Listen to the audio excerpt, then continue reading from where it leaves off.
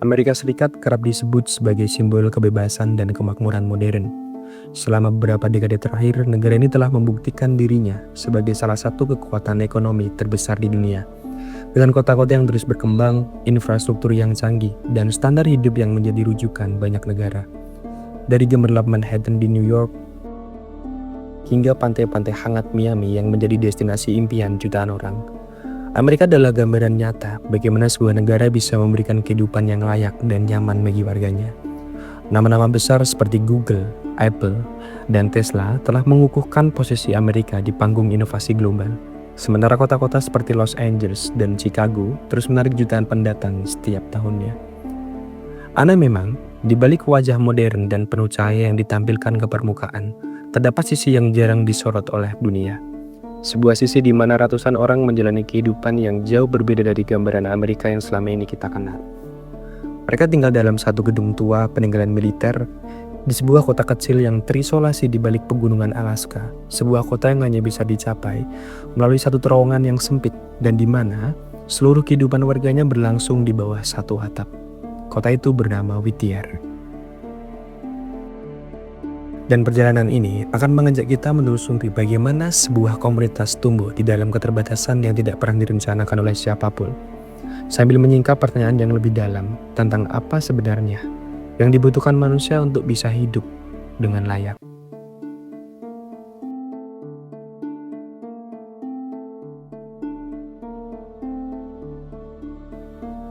Untuk memahami Whittier sepenuhnya, kita perlu menelusuri akar sejarahnya yang berakar jauh ke masa Perang Dunia Kedua. Pada era 1940-an, militer Amerika Serikat membutuhkan sebuah pangkalan strategis di Alaska, sebuah titik yang tersembunyi, sulit diserang, namun memiliki akses cepat ke jalur Laut Pasifik. Whittier adalah jawabannya. Dikelilingi pegunungan dari hampir semua sisi dan tersembunyi di ujung teluk sempit. Tempat ini seperti sengaja disembunyikan oleh alam itu sendiri. Akhirnya militer masuk, membangun infrastruktur dan mendirikan sebuah gedung beton berlantai 14 yang kemudian dikenal sebagai Baggage Tower. Keunikan Whittier tidak berhenti pada fakta bahwa seluruh kotanya tinggal dalam satu gedung. Ada satu elemen lagi yang membuat kota ini benar-benar berbeda dari kota manapun di dunia, dan itu tersembunyi dalam perut sebuah gunung.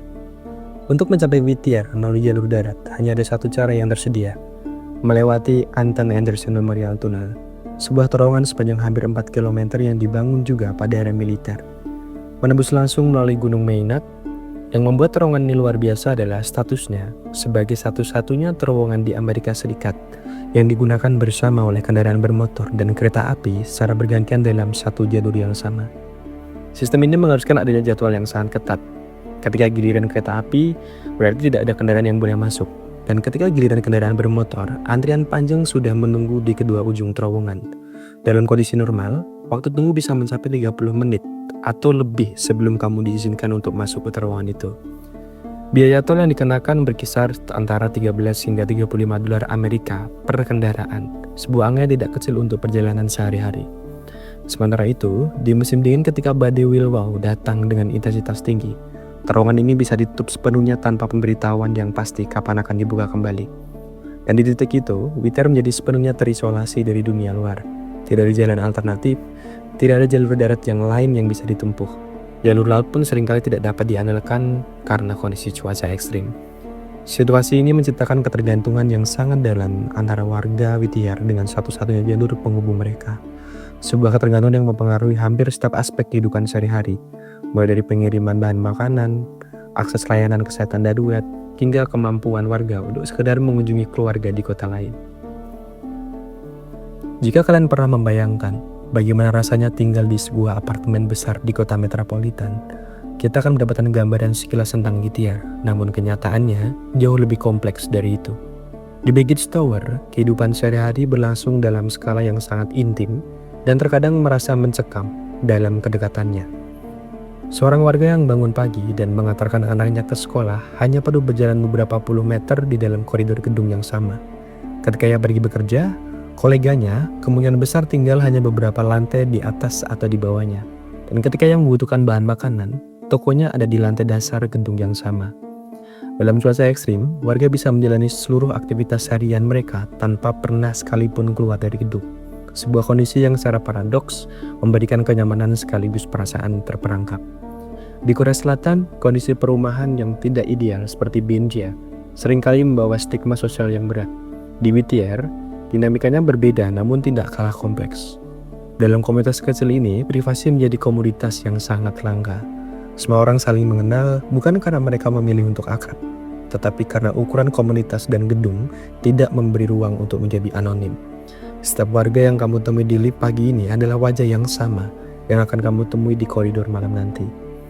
Dalam wawancara yang dilakukan sejumlah media internasional, beberapa warga Whittier menggambarkan kondisi ini sebagai pedang bermata dua. Di satu sisi, tingkat kepedulian antar warga terbangunlah sangat tinggi. Ketika ada yang sakit, seluruh komunitas tahu dan siap membantu. Ketika ada yang membutuhkan pertolongan, jarak bukanlah hambatan, dan anak-anak tumbuh dalam lingkungan yang pengawasan yang bersifat komunal. Semua orang merasa bertanggung jawab terhadap anak-anak siapapun di gedung itu. Namun di sisi lain, tidak ada ruang untuk benar-benar sendirian. Tidak ada jarak sosial yang bisa diciptakan tanpa semua orang menyadarinya. Konflik kecil bisa terasa sangat besar ketika kamu tidak bisa menghindari orang yang sama setiap hari. Beberapa warga, terutama generasi muda, akhirnya memilih untuk pergi, mencari kehidupan dengan lebih banyak ruang dan anonimitas yang ditawarkan kota-kota besar Alaska seperti Anchorage. Dan masalah perumahan di Whittier memang telah lama menjadi perhatian serius, terutama karena kota ini pada dasarnya dibangun bukan untuk kehidupan sipil jangka panjang. Beggs Tower sendiri, meski masih berdiri sangat kokoh, telah berusia lebih dari 7 dekade. Perawatan sebuah gedung sebesar itu dengan sumber daya komunitas sekecil Whittier bukanlah tugas yang mudah. Biaya perawatan yang tinggi harus dibagi di antara ratusan penghuni yang jumlahnya terus berfluktuasi seiring warga yang datang dan pergi.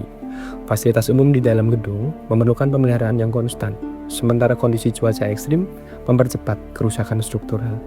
Di sisi lain, membangun infrastruktur baru di Whittier menghadapi tantangan geografis dan ekonomi yang sangat besar. Biaya pengiriman material bangunan ke kota yang hanya bisa diakses melalui satu terowongan berbayar jauh lebih tinggi dibandingkan kota-kota lain. Tenaga kerja konstruksi pun harus didatangkan dari luar kota dengan biaya yang tidak murah. Sementara itu, populasi yang kecil membuat basis pajak yang tersedia untuk mendanai pembangunan infrastruktur menjadi sangat terbatas. Sebenarnya pemerintah kota Whittier yang statusnya merupakan kota dengan pemerintahan sendiri sejak 1969 terus berupaya mencari solusi untuk tantangan-tantangan ini. Pendapatan dari tol, terowongan dan sekitar pariwisata di Whittier adalah salah satu titik keberangkatan utama untuk wisata glacier dan satwa liar di Alaska.